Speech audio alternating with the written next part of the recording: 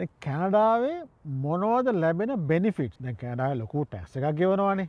වැඩ කරන කාලෙදී. එහෙනම් ඊට වුණාම මොනවද ලැබෙන්නේ? ප්‍රධාන වශයෙන් බෙනිෆිට් වර්ග තුනක් තියෙනවා. එකක් තමයි කැනඩා පෙන්ෂන් ප්ලෑන් එක CPP, අනිත් එක තමයි ඕල්ඩ් ඒජ් සිකියුරිටි, අනිත් එක තමයි ගවර්න්මන්ට් ඉන්කම් සප්ලිමන්ට් නැත්නම් තමයි ලැබෙන්නේ. එතකොට දැන් CPP කැනඩා පෙන්ෂන් ප්ලෑන් එක ලැබෙන්න කන්ට්‍රිබියුට් කරලා තියෙන්න ඕනේ. තමන් ජොබ් කරලා තියෙන්න ඕනේ.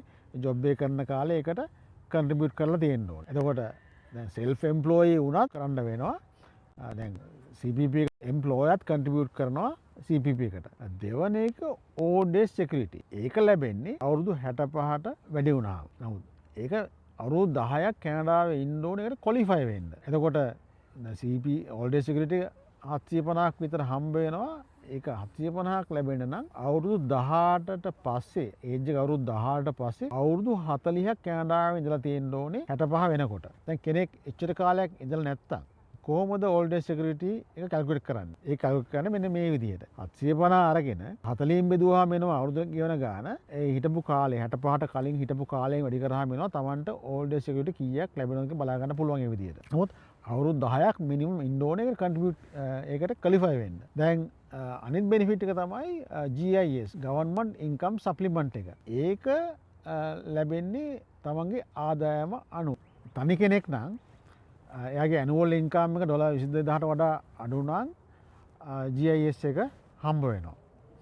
එතකොට කපල් එකක් නම් ඒගොල්ලන්ගේ කම්බයින් ඉන්කම් එක අවුරුද්දකට 29000ට වඩා අඩු නම් GIS එක හම්බ වෙනවා. නමුත් GIS එක මැක්සිමම් හම්බ වෙන නම් ඉන්කම් එක 5000 අනුවල් ඉන්කම් 5000 වගේ ගානට තියෙන්න ඕනේ. කපල් එකක් නම් 8000කට වඩා අඩු වගේ තියෙනවා. ඒ කියන්නේ GIS එක ලොකුවට ලැබෙන්නේ නැහැ.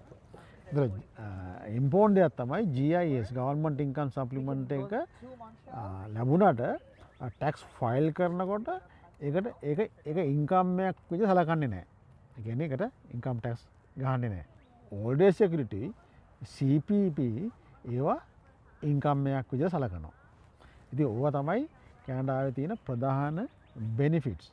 එතකොට CPP එක අවුරුදු 60න් ඉඳලා ගන්න පුළුවන් අවශ්‍ය නම් 60න් ගත්තොත් ටිකක් අඩු වෙනවා. ඊට පස්සේ 65න් පස්සේ 70 වෙනකන් හිටියොත් තව පොඩ්ඩක් වැඩිපුර හම්බ වෙනවා. ඉතින් ඒක තමයි CPP ලැබෙන විදිය. ඕල්ඩ් ඒජ් සිකියුරිටි 65න් පටන් ගන්නෙ. GIS එකත් 65න් පටන් ගන්නෙ.